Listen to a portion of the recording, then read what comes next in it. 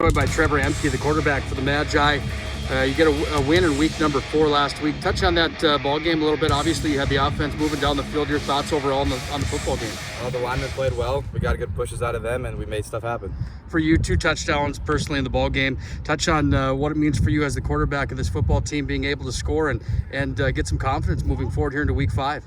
The running backs did a lot of that work, and I kind of got the enjoyment out of that, but I'm very thankful and keep pushing forward. Touch on the defensive side of the ball a little bit. They don't give up a score in the ball game. What does that mean for you, knowing that the defense is back there doing their job as well? Makes it pretty comfortable to be a quarterback for Minot High. We just can get something going after they stop them, and obviously 23-zip, that's what happens. Let's move on to this week now, a matchup with Century and the top dog and maybe the state of North Dakota. What do you guys expect out of Bismarck Century on Saturday afternoon? It'll be good, but with our practices, we hope to be better and see how the game goes. Any major corrections for you that you're working on in practice right now to try to continue to improve as the season goes from that quarterback role? A lot of footwork, for sure. And just get everything running smooth and go from there. Inside Magi Football Weekly with Chauncy, Hendershot, brought to you by Scheels. We're now joined by Ashton Hillman of the defensive side of the ball here for the Magi. First of all, talk about that win on Friday night. You're finally get win number 1 on the year. You have to be feeling pretty ecstatic about that. Yeah, it's pretty exciting. I'm just ready on to the next right now. That's our focus.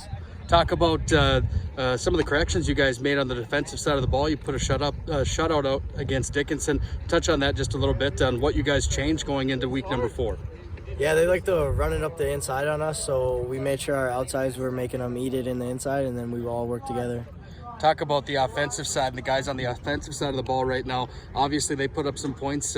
What's your confidence level in the boys on the other side of the ball? I think our confidence level is all the way. You know, they're starting to connect and they're starting to find each other and work as one, and it's going to be great. What do you guys expect out of Century on Saturday afternoon? It's going to be a good game. It's going to be they got a big line, and it's going to be a tough fought game, but I think if we work together, we can get better.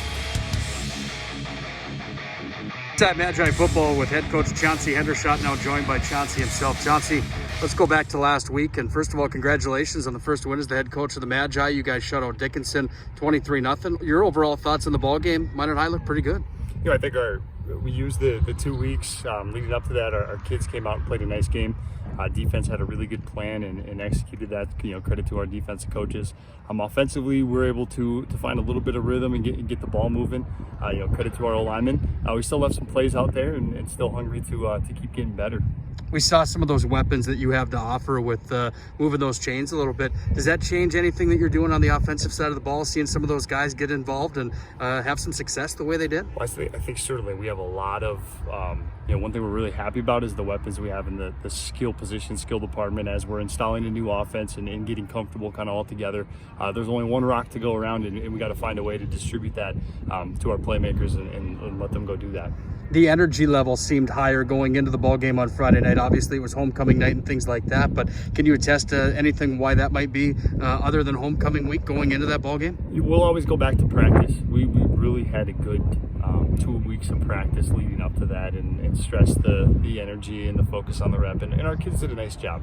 So they brought the energy. We're looking for them to do that in practice every day this week and get ready to go on Saturday. Saturday's a big one. Century's the team to beat in North Dakota right now, according to the polls. What do you guys look forward from your side of the ball to make sure that you can have a good chance to compete and win on Saturday afternoon? Yeah, a tremendous amount of respect on our end for the Century football program. It's certainly no stranger to success recently in the state of North Dakota. A program that's learned how to win, a very strong program.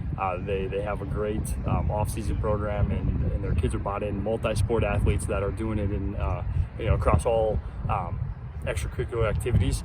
We know going in that we're going to have to play our best game, and from our end, we just want to keep getting better and find ways to move the chains.